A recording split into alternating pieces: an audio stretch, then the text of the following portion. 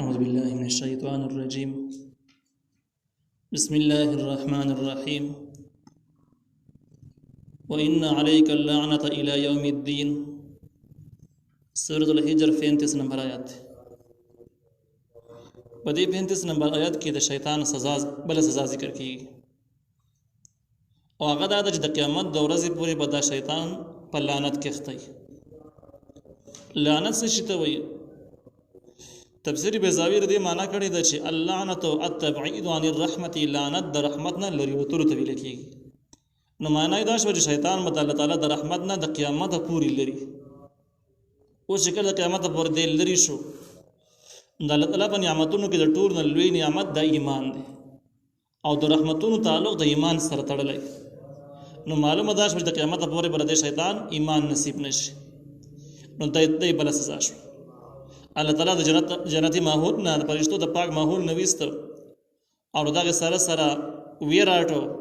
او درې سزا یې دا شو چې د قیامت پورې به دا کس د شیطان د الله د رحمت نه لري. قال ان الشیطان ویل ربي ارب زما فانذرني الى يوم يبعثون، مهلت راکه ما ته د ورځې د دوباره ژوند کېدلو پورې مکمل راکه. د دې ځکه نه خو د شیطان چې د انسان سره کومه دښمنی د هغه دښمنی وضاحت دی چې شیطان څومره خطرناک دښمن دی. تاسو خلاف د څومره پخې منسوبې دي په کوم ځایونو کې د قسمونه خوړلې دي انسانانو په مقابل کې. نو الله وی شیطان ویل چې ای رب زما فانذرني، ما ته مهلت راکه الی یوم یبعثون، تر هغه ورځې پورې چې خلک دوباره ژوند کیږي. قال نو الله ورته ویل فانک من المنذرین، یقینا ته مهلت ورکړی شو نه یی، ته مهلت میلاو شو. خو د مهلت کې وضاحت ونشو چې د قیامت پورې به یو کپنی. خو دومره یو ویل چې الی یوم الوقت المعلوم، تر ورځې د وخت معلوم ته د یو معلومه ورځې پورې به ته مهلت میلاوي.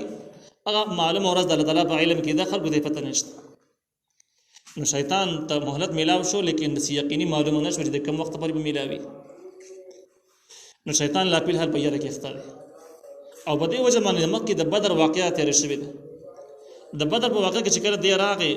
او د شیخ النجدی د نجد د سپینګری په شکل کې راغی، ابو جهل د لاس نه نیولې او ورته ویل چې ګورې شاته نشي زما سره غټي د خیر را سره دي، زه د نجد مشر یم او د مسلمانانو د خاتمي اخیرنۍ فیصله وکاو زبد ورکی او تختو بل یو بل نه. ابو جهل ټیک ته بدر کې چې کله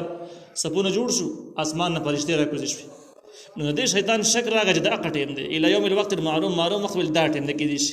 چې فرشتي رااله نو زما به کوم خیر نشته، ځکه چې هغه خو فرشتي خو راغله دي د پاره د اسلام د دشمنانو خاتمه وکړي، شیطان به کوم دشمنو. نو د ابو جهل نه خپل لاس په زور باندې خلاص کو و تختید.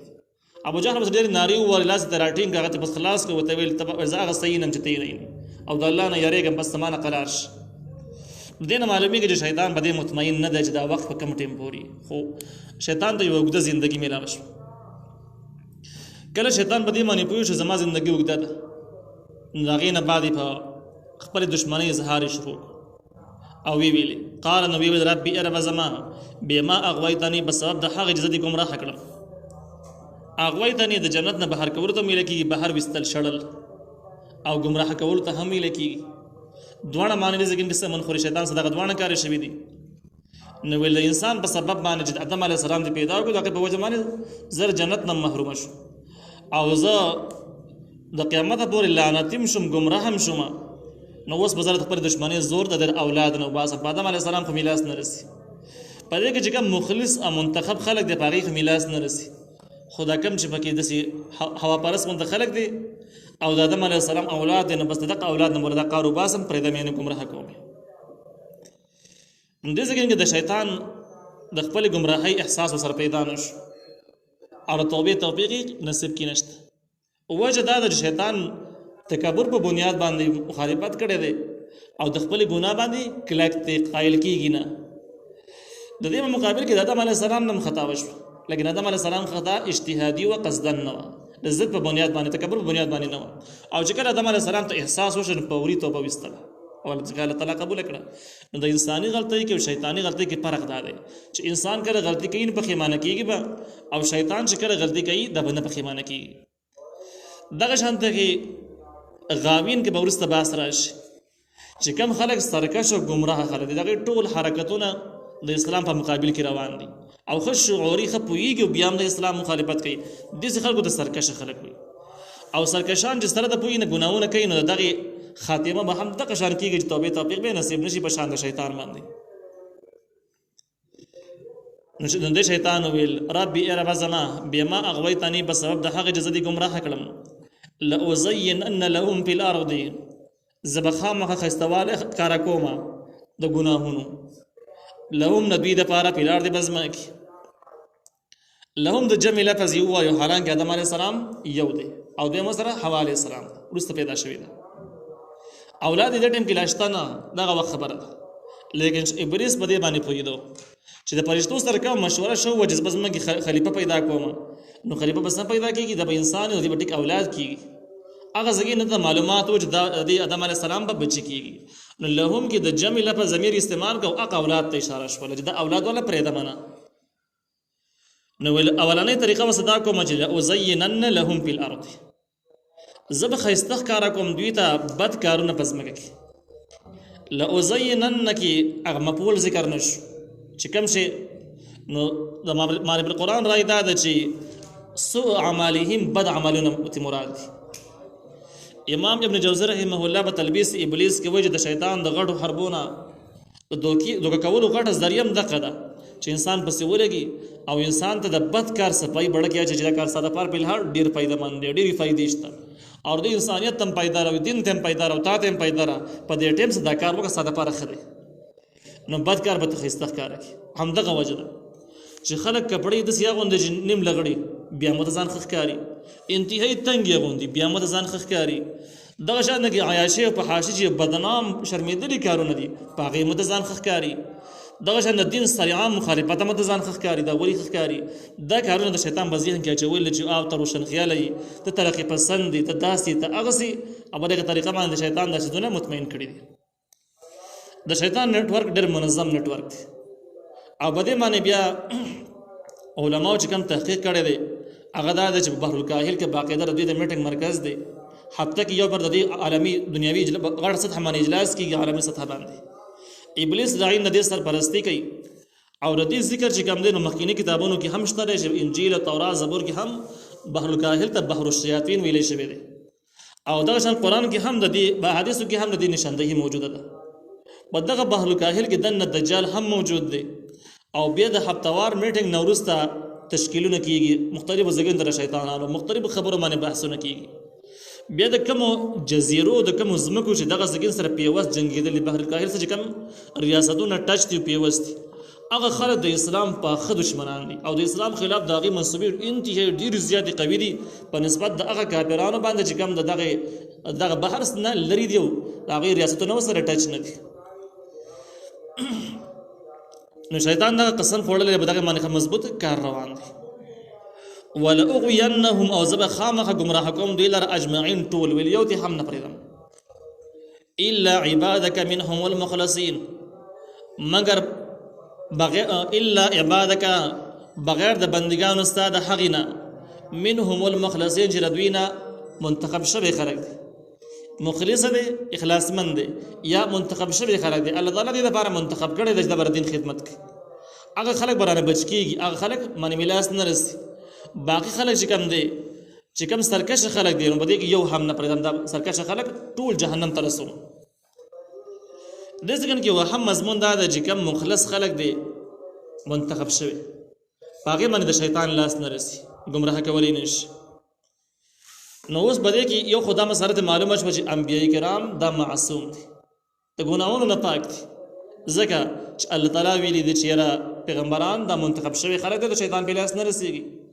نو د عصمت د انبیاء ته هم معلوم شو لیکن دې ځکه کې یو سوال او سوال دا چې منتخب شوی خلق باندې د شیطان لاس نه رسیږي لیکن آدم علیه السلام یې خطا اته کې دانه یو خړل الصحابه کرام مبارک راځي چې انما استزلهم الشیطان ببعض ما كسبوا اوهد کې کوم خلک واپس شو د جنت نو دې وجه دا وجه ځنې د کمزوري دا غوینه شو چې دا په وجه من الله تعالی د استقامت ختم او دا خلک بیا الله تعالی ورسته توبه دی وسره الله تعالی معاف کړو نو دغه واقعیاتو نه پته لګی چې دې خلکو باندې شیطان لاس رسیدلې دی جواب د هغه دا دی چې شیطان چې کوم قسم خوړلی د هغه دا ده چې لاغوینهم زه به یې ګمراه کوم او ګمراه کامله ګمراهي دې ته ویلی کېږي چې په کفر باندې ختمه وشي دې ګناه کوي د ګناه نه توبه نصیب نشي او په دغه حالت کې د دنیا نه رخصت شي نو دې ته ګمراهي ویلی کېږي دې ته سرکشي ویلی کېږي او چې منځ کې توبې توفیق نصیب کېږي دا ګمراهي نه ده نو د شیطان چې کوم قسم دی هغه په دې معنا سره د جذبې دغه شان دی جهنم ته بې دینه رسول هغه خبره کې پیغمبران نه داخليږي صحابه به داخل نه لري نو د دې حاصل دا شو چې دا ګمراهي نه هغه ګمراهي مراد ده چې انسان ګناه وکړي نو تر دې ګناه پته ولګي چې دا ما ګناه کړل هم دغه شان پاتې دې نه پوهېږي چې دا ګناه ده او ما کړې ده او توبه ولا پکار ده دغه شان د کې د مرګ د وخت پورې د توبې توفیق هم نصیب نشي نو دغه د شیطان ارمان دی او مخلصین چې کوم دی منتخب شوی خلکونه دا کار نه کیږي چې ګناه وکړي په ګناه باندې کلک پاتې شي خبر تې نشي او بلغه خاتمه مشي داسې نه کیږي نو آدم علیه السلام نه خطا وشو آدم علیه السلام توبه وستله قرآن دغه توبه ذکر کړي د توبه وستله الله تعالی قبول کړ نو دغه خلکو بارکه الله تعالی د دې توبې د قبولولو ذکر کړی دی دغه شان کم کسان چې تبوک جنگ ته نو درې د غیر توبې قبولولو ذکر قرآن ذکر کړی دی چې شوی دی نو معلومیږي دا چې د غاوی نشو او د شیطان تسلط او قبضه هغه صورت کې صادقيږي او اعلی ښکارا کیږي چې کله د ګمراهي باندې خاتمه هم وشي نو دا خلک دی بهر دی د دې تحقیق نه چې کوم دا تفسیر تحقیق معرفت القرآن کړی دی د دې نو ډیر مسائل معلومیږي هغه مسائل دا دي چې د پیغمبرانو باره کې اجتهادي خطایان شوي یا د پیغمبر صحابه کرام باره کې داسې کوتایان شولې نو دا کې دیش او دا عیب نه دی عیب هغه صورت کې وي چې په دې باندې خاتمه کېدله او خاتمه او داسې سقایل نه دي نو ګر صحابه کرام ټوټه پوټه کوتایانی یا د ځینې مفسرینو اقوال چې د ځینې صحابانو ځینې خطای وشوله دا دومره غټي خطرناکي خبرې نه د انسان بس گمراه کو د صحابه کرامو عصمت مجروح کو دغه څه نه مجروح کیږي مجروح کېده اعلی صورت کې دي چې کله خاتمه دغه شانت کې وشي یو درجه د ګناه ورته علمي یو خبره دویم توبه نو باسي قصدان او په دې باندې خاتمه وشي نو مده ځکه چې هغه اعتراضات را نقل کړه چې کوم قرآن د بدر په واقع کې منځ کې ذکر کړی دي چې را صحابه کرامو نه د احد په جنگ کې کوتاهي وشوله او د بر نخکته راکوز شو بی اجازه راکته شو او دغه په وجه باندې بدر کې شکست وشو په احد کې شکست وشو صحابه کرام به شهیدان شو زخمیان به کافي حد پورې وشو نو دغه ځای کې مفسرین لیکلي دا ولي وشو نو وایي ځکه وشو چې دغه ځای کې په دې معاشره کې د سودي نظام چې ونده راځي دوی نه کول صحابه کرام باندې کې بحث نه دی سودي نظام راځي معاشره کې او چې کله معاشره کې سودي نظام وي نو ته به سود نه کې خو ته بر چاکره میلمه کېږي ته بر چانه سودا کې غ نظام به سودي پتا باندې بحث سر کوي پتا به کوم اثر کوي کله چې سودي سيزونه نه ته خوراک کې نو دا د انسان غیرت او دغه شان د کې شجاعت اخلاص د مجروح کوي کمزوري کوي نو دغه ټیم کې بیا الله تعالی دغه واقع سره متصل د سود حرمت راولېګو چې سود حرام شو سخت پرهیز د کوي چې د بیماری په تاسو کې را پیدا نه کی نو ودې ځکه کې خلکو اعتراضونه راولاړ چې سیب د صحابه کرامو ته سود خواره ونه ویل شو نو ګور دا اعتراض په خپل باندې غلط رنگ ورکول یو خبره دا ده چې صحابه کرامو توبه وست کوي نست نو توبه وست نو بیا د تمره الزام ته کوم ځای نه لګي الزام ختم دی الزام زین نه نسیدین کی دویمه خبره دا ده چې سود حرمت ورسته راغلی بل غټین سود حرمت نو سود حرمت نو خو نقصان یو لکه داسې مثال داسې وایا چې شراب ابتدا کې حرام نو خو نشه کوله خلک یې نشه کاو نو ځینې صحابه کرامو منځ کاو صحابه مکه شمونځ کوي او منځ بل شانته کوي چاپ چوپي وي نو الله تعالی آیات نازل کړي چې کړه تاسو منځ کوي نو بل ټیم کې کله تاسو شراب وس کوي نو مستمنځ دی کوي سود حرمت نو راغلی نو وس داشت نزول سره ذکر کې چې د آیات شان نزول چې کوم دی ولا تقرب الصلاه را دي وشو وانتم سکارا چې صحابه کرام منځ کوي په نشه کې او بس موزه بل شانته کې وایستان چې ډیرو شای نزول کې مفسرین نقل کړي دي او ته دراز جوړ کې جدا مفسر دسي ځکه چې خو صحابه کرام ته شراب خوره ونه ویل شراب وسکل نو اعتراض کې غلط دی چې په هغه ټیم کې خدا حرام نه نو چې حرام نه نو دا الزام د کوم ځای نه راغی الزام غلط دی خو د شراب نشه بحال وخت کسان به نشه کول وسیم نشه کوي دغه شان سود حرمت نو راغله خو رسول چې کوم نقصان او نقصان کا نقصان بحال نو بده وجه هم سود خورو ټکی رانغه نو د اصلي د بدنام ورده پاره یا د غلط فهمي خبرې دي او یا قصدن دا شی دی خدا کار ټیک نه دی نو خبره دې څنګه دا شوله چې شیطان چې کوم قسم خوړل او چې ز ټول گمراه کوم بیل مخلصین خلق منتخب شوی خلق رانه بچ کیږي نو دا کم خلک چې بچ کیږي د دې معنی دا ده چې د خاتمه په ګناه باندې نه کیږي د دې ګناه نه د غلطۍ نه به دوی خبرېږي خبرداری به ته میلاویږي چې خطا کې غلطي وکړي خبرېږي به چې غلطي وشو آدم علیه السلام ته پته ولګېده چې غلط شو او دویم توبې توفیق به نصیب کړي توبه به وباسي الله به ولې قبلوي نو معلومه ده چې مخلصینو نه به هم خطا کېږي خو لیکن په دغه طریقه خطا به د سرکشانو شان خطا به نه چې په خپله غلطۍ باندې کلک شي خاتمې وشي قال الله هذا صراط علی مستقیم دا لاره د زما طرف ته سیده کومه لاره سیده ده په دې عبادت کې د عبدیت ذکر راغی بندگی د الله تعالی مکمل اطاعت نو هذا کې دغه بندگی ته اشاره شو چې د الله تعالی پورا اطاعت د شریعت موافق صراط د لاره ده علی د علی په معنا د الیه د زما طرف ته سوچ د الله تعالی رضا لټای نو بس د الله تعالی پورا بندگی شروع کا سیده به د الله تعالی رضا ته ورسیږي او د رضا به حاصل شي د مفسرینو په ځین کې درې قسمه تحقیق دی یو تحقیق دا دی چې هازان مراد عبدیت بندگی ته مراد ده صراط معنا لار شورنو دا بندگی د الله تعالی لار ده زما طرف ته سیده دویم معنی ده سیده چې دغه بندگی صراط لار ده علی چې بیانول په معنی لازم دي مستقیم دا سیده لار او زه به بیانوم قرآن خو الله تعالی مکمل بیان کړ کمال چې الله تعالی تر ته قرآن ذکر کړل قرآن دغه نه جوړ دی چې الله تعالی تر لار معلوم شي دا دوه قسمه تحقیق شو او اخیرا دا چې دا هاذا کی اشاره دی ورستنی مضمون ته کوم چې 42 نمبر آیت کې دی 42 نمبر آیت کې دی چې ان عباد ليس لك عليهم سلطان الا من اتبعك من الغاوين چې کوم زمانه کان بندگان دي نه باغې باندې ته غالب کې دي نشي او کوم خسانو باندې ته غالب کېږي او غلبه به کوي او کفر ته رسي او کفر باندې خاتمه کېږي د سرکشان خلک دي نو دغه مضمون کې هاذا ته اشاره شو عبدیت ته اشاره نشو بیا به معنا داشي چې دغه زما قانون چې په نکانو باندې غالب کېدی نشي او په سرکشانو به غالب کېږي دغه لار ده علی زما طرف ته مستقیم سیده او دا درې وانه مفسرین نقل کړي د سمون خوري ان عبادی یقینا بندگان زما لیس لک نشته ساده پر علیهم باقی من سلطان غلبه چې په زور گمراه کی الا من اتبعك من الغاوین مگر هغه سوچ تابعداري کوي ستانه ای شیطانا من الغاوین سرکشان خلق نه نو غاوین څه ته ویلږي هغه سرکش ته ویلږي چې قصدن ګناه کوي به توبه نو باسي ضد کوي او دغه طریقه باندې بس خاتمه وشي نو دا غاوین خلق دي معلومه ده چې شیطان بهر چا نه غالب کیږي په سرکش خلق غالب کیږي سرکش دې د وجه سره د پوی نه ګناه کوي توبه دې نو باسي قصدن نه باسي نو شیطان به دومره غالب شي چې توبه توفیق په نصیب نشي دغه شان د دنیا نه لاړ شي نو هغه مجرمانو د لپاره خبرداري ده چې خپل جرم باندې پويږي او جرم نه توبه نه وباسي او جرم نه پریږي نو انجام به دا شي چې خاتمه به هم په کوپر باندې وشي